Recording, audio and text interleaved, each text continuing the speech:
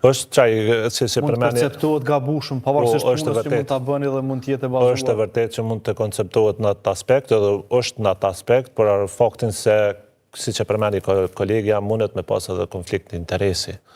Në rast, për shembull, vjen që ta marrim shembull, largohet nga puna nga Ministria e Drejtësisë, edhe ajo vjen te Agjencia për Ndihmë Juridike Falas, është përfituese drejt për drejtë ndihmës juridike falas. Në atë rast, na angazhojmë avokat ose përfaqësojmë procedura gjyqësore pranë gjykatës themelore në Prishtinë. Pala e kundërt ose përfaqësuesi i palës kundërt është këtë rast Ministria e Drejtësisë, e cila ka me angazhu siç e kanë avokatin e vet ose përmes zyrtarëve ligjor, edhe ato mundet me për vetë faktin që nashta gjykata ose palët në procedurë e rujnat pa anësim profesionale, në atë aspektin shoqëror ndikon si konflikt interesi për arsye se kemi të bëjmë dy përfaqësues për një tjetër institucion. E qartë situatë që shpresojmë që do të adresohet. Në momenti kur u bë me ligjin për racionalizimin e agjencive të pavarura që kanë hyrë në kuadër Ministrisë Drejtësisë, mos gabofsha i këdojave që ka parashtruar kërkesën te avokati i popullit që me dërgu ligjin gjykatë kushtetuese. Që fatkeqësisht nuk e ka dërguar. Fatkeqësisht nuk e ka dërguar. Sepse nëse do të shpresat në atë fazë kemi pas pikërisht institucioni i avokatit popullit, por që jemi dëshpëruar keq që nuk e ka realizuar detyrat e veta për me adresu këtë çështje mbrojtje të interesit qytetarëve dhe në veçanti një grupi shumë djeshëm për të cilin domethënë na po flasim, sepse realisht puna e agjencisë prek drejt për drejt interesin e grupeve më të cënueshme në vendin tonë. Besoj që jemi gjithë ndjeni se ky ligji për racionalizimin e agjencive të pavarura ka filluar shumë herët, ndoshta pa ardhur, mos e lajm fajtor ndoshta këtë qeverinë e fundit, po pa ardhur qeveria ka nis, po këta janë të cilët e kanë miratu një farforme edhe ka vazhduar ai proces që ka qenë shumë herë. Është qëllimi i mirë edhe është Besoj që është qëllimi i mirë. Po kush ka me përfundu masanej, fajnja u lojna në fund ata që i shojnë durt edhe votojnë, sepse fatkeqësisht që në grupit punues, por që nuk kemi marrë ftesë ala që të jemi pjesë e atij grupi. Po se besoj që po pritet procedurat derisa mas konstituimit të kuvendit. Po besoj në herën e 600 konstituohet. Jo, është ideja që ne vërtet është fatkeqësi shumë e madhe. E thash se e ndjej agjencinë për ndihmë juridike njëjtë si vendin tim punës ku sepse e du këtë institucion që të jetë institucion shumë kredibil. Nëse i referohemi në aspektin e punës çfarë kryen këtu në vend me shtetet të përreth, ku qëndrojnë institucionet që i kanë shtetet e rajonit e ku qëndron institucioni jonë në ndihmë krenare. Por pavarësisht problemeve që po i diskutojmë. Prandaj na zguxojnë në asnjë moment që të lejojmë që ky institucion të rënohet, të shkatërrohet, sepse e thash, është një e drejtë e garantuar qytetarit. Mirë, po nuk guxojmë asnjë të lejojmë që një 30 cent të ndahet për kokë banorit për ndihmën juridike. Kjo është e papranueshme, 30 cent për kokë banori është e papranueshme. Po kthemi zonja Aliti tek ju, sa vlerësoni të rëndësishme specializimin e organizatave dhe stafit të tyre,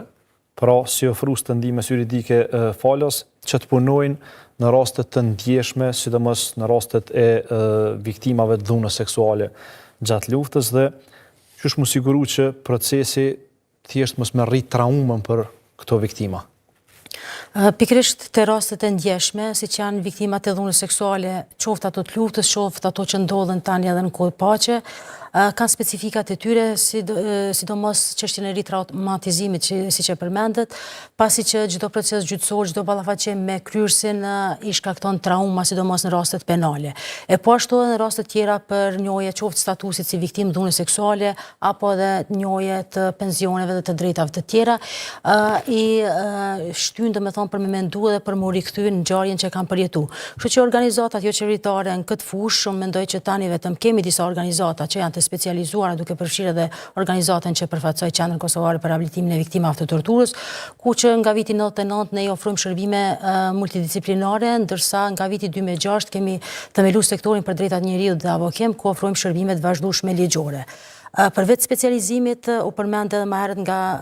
panelistët që është shumë e rëndësishme qëndrueshmëria financiare, tu e pas parasysh stërngarkesën e gjykatave me lëndë. Ne e dimë që një rast çfarë do natyre qoftë që shkon në gjykatë nuk mund të zgjidhet brenda muajve apo brenda vitit, po duhet të presin kohë gjatë. Dhe në këto situata,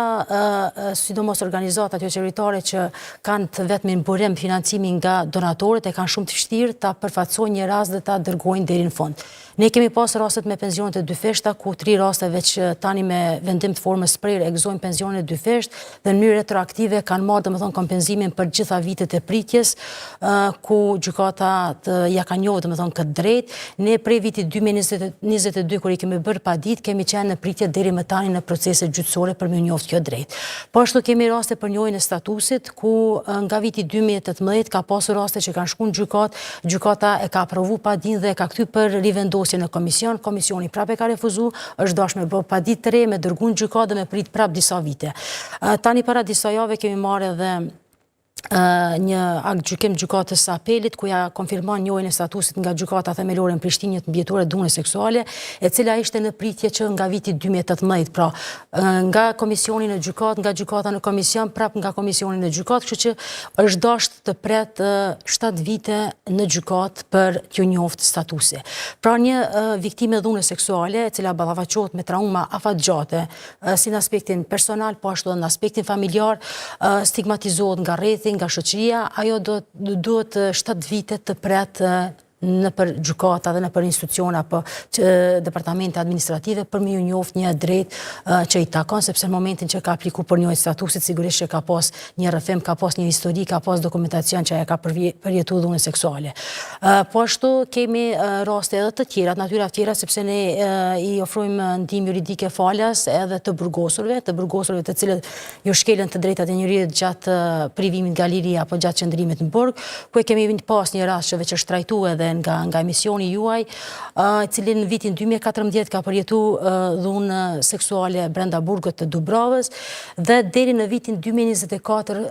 do me thënë 10 vite apo një dekadë, ne kemi përfaqësu dhe kemi shoqëru, i kemi ofruar ndihmë ligjore në të gjitha instancat gjyqësore. Fillimisht disa vite në çështjet penale për me dëshmu dhe me u ndëshku ata kryesit apo bashkëkryesit që kanë qenë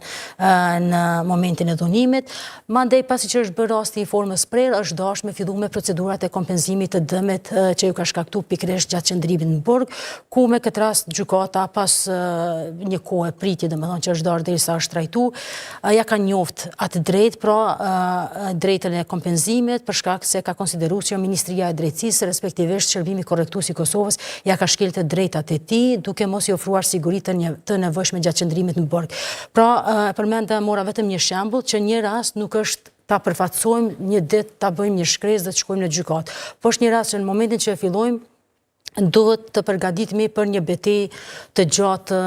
ligjore dhe gjyqësore në mënyrë që ata të arrijnë drejtësinë në mënyrë të plotë. Pra, organizatat është shumë e rëndësishme që të jenë të specializuara dhe të kenë ekipe multidisciplinare, sidomos kur të kemi të bëjmë me persona të ndjeshëm, pra me persona që kanë trauma nga ngjarjet që i kanë ndodhur, në mënyrë që të jenë pranë tyre edhe gjatë përfaqësimit në gjykata.